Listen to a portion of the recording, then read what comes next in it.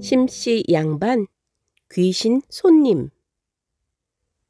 남문 밖에 심씨 양반이 살았다. 좁고 누추한 집에 한 벌뿐인 외출복을 식구들이 돌려가며 입을 정도로 가난했다. 심생은 병마절도사 이석구와 사돈을 맺어 때때로 그 집 도움을 받아 죽을 쑤어 먹었다. 작년 겨울 대낮에 한가로이 있는데 문득 사랑채 천장 위에서 쥐가 지나가는 소리가 들렸다. 심생은 담뱃대로 천장을 후려쳤으니 쥐를 쫓는 수법이었다. 그러자 천장 안에서 이런 소리가 들려왔다. 나는 쥐가 아니라 사람이요. 당신을 만나기 위해 산 넘고 물 건너 여기까지 왔으니 야박하게 굴지 마오. 심생은 깜짝 놀라 이게 도깨비인가 보다 싶다가도 또 대낮에 도깨비가 나타날 리가 있겠는가 싶어 어리둥절했다. 그때 또 천장 위에서 소리가 났다. 멀리서 와서 몹시 배가 고프니 제발 밥 한 그릇만 주오. 심생은 대꾸하지 않고 곧장 안채로 들어가서 상황을 설명했다. 집안 사람 모두가 심생의 말을 믿지 않았다. 심생이 말을 마치자 공중에서 소리가 들려왔다. 여러분들은 모여서 나에 대해 이러니 저러니 말하지 마오. 집안의 부녀들이 깜짝 놀라 달아났다. 그러자 그 귀신은 부녀들을 쫓아다니며 머리 위에서 계속 외쳐댔다. 놀라 달아날 것 없소. 앞으로 나는 귀댁에 오래오래 머물려 하니 한 집안 사람이나 같은데 왜 이리 나를 소원하게 대하시오. 부녀들이 서쪽으로 달아나고 동쪽으로 숨었지만 귀신은 가는 곳마다 따라다니며 머리 위에서 계속 밥을 달라 소리쳤다. 어쩔 수 없어 밥상을 정갈히 차려 마루에 놓았다. 밥 먹고 물 마시는 소리가 나더니 순식간에 그릇이 다 비었다. 보통의 귀신들이 흠향하는 것과는 딴판이었다. 주인이 몹시 놀라 물었다. 자네는 무슨 귀신이며 무슨 이유로 우리 집에 들어왔나? 귀신이 말했다. 내 이름은 문경관이요. 이리저리 다니다가 우연히 귀댁에 들어왔는데 이제 배불리 먹었으니 가야겠어. 그러고는 작별하고 떠났다. 이튿날 귀신이 또 와서 어제와 똑같이 밥을 달라 하고는 밥을 다 먹고 즉시 떠났다. 그 뒤로 날마다 왔다 가는데 어떤 날은 하룻밤 묵어가며 한담을 나누기도 했다.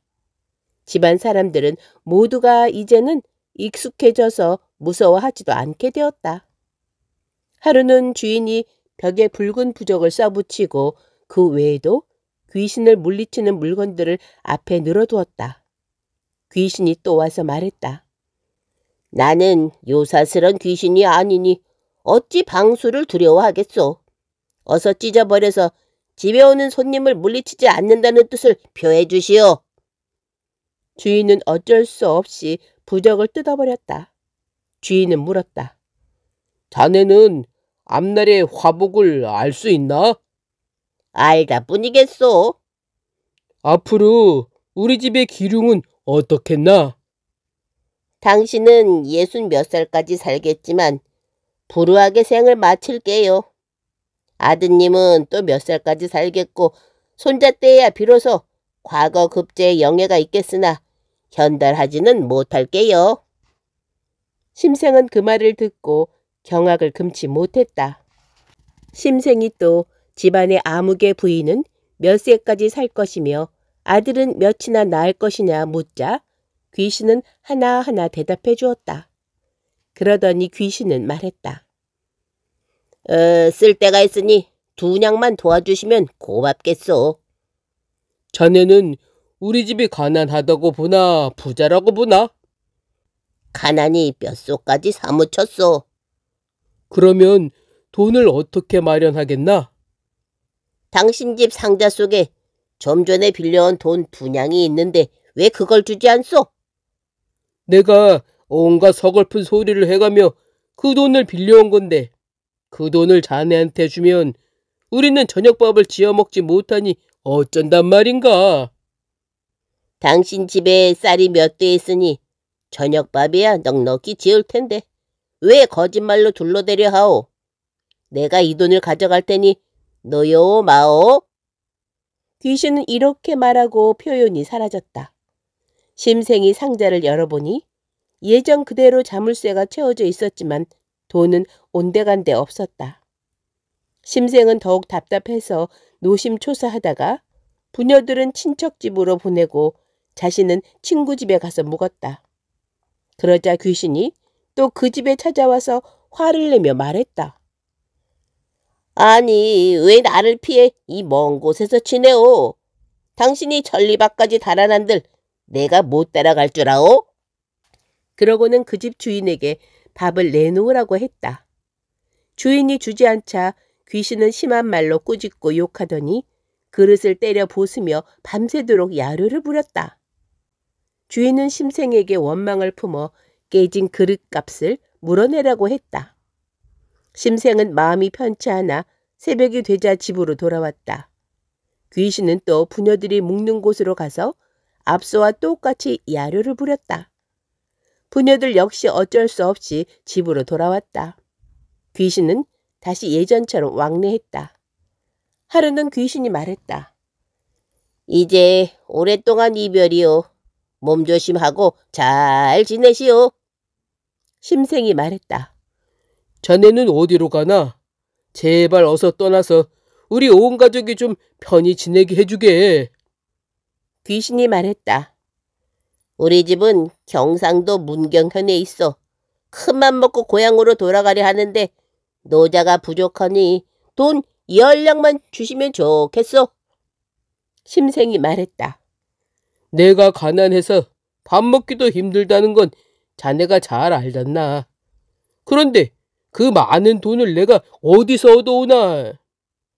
절도사 댁에 가서 이런 사정을 말하고 청하면 손바닥 뒤집듯 쉬운 일이거늘 왜 그리 하지 않고 나를 가로막으려 두어? 우리 집에 죽 한 그릇, 옷 한 벌까지 모두 절도사의 도움을 받고 있어.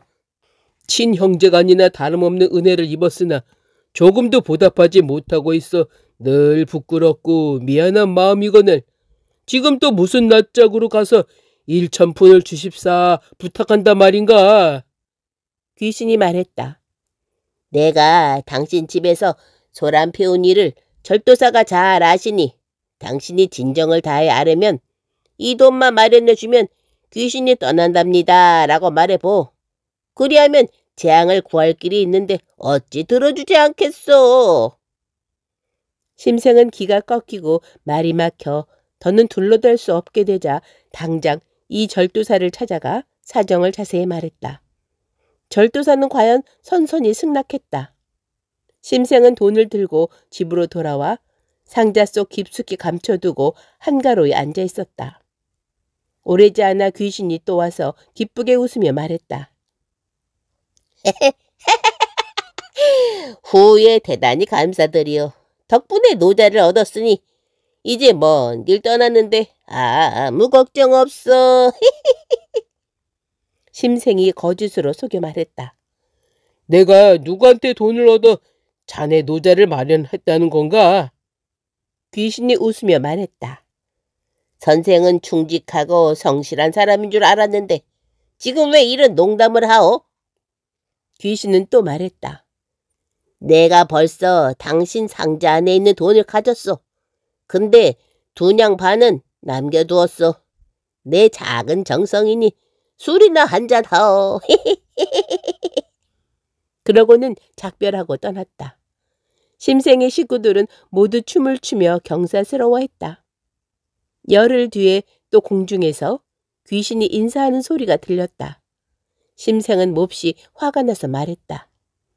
내가 남에게 힘들게 아쉬운 소리를 해서 10냥을 마련해 보냈으면 감사할 줄 알아야 마땅하지 않느냐? 지금 또 약속을 어기고 은혜를 저버린 채 다시 나를 괴롭히려 오다니 관묘에 하소연해서 너를 죽게 할 테다. 귀신이 말했다. 나는 문경관이 아닌데 왜 은혜를 저버렸다 하시오? 심생이 말했다. 그럼 넌 누구냐? 귀신이 말했다. 나는 문경관의 아내요. 댁에서 귀신을 잘 대접한다는 말을 듣고 먼 길을 마다 않고 이렇게 찾아왔으면 당신은 반가이 맞을 일이지. 도리어 호통을 치며 꾸짖는 건 무슨 까닭이오? 또 남녀간에 서로 공경하여 대우하는 것이 선비의 행실이거늘 당신은 1만 권의 책을 읽었으면서 대체 뭘 배운 거요? 심생은 기가 막혀 헛웃음이 나왔다. 귀신은 그날 이후 날마다 찾아왔다고 하는데 그 뒤의 일은 알려지지 않아 기록하지 못한다. 그때 호사가들이 앞다투어 심생의 집에 가서 귀신과 문답을 했기에 심생의 집 문 앞은 거마 소리로 요란했다. 학사 이희조는 그 집에 하룻밤 묵으며 대화하기도 했으니 참으로 괴이한 일이다.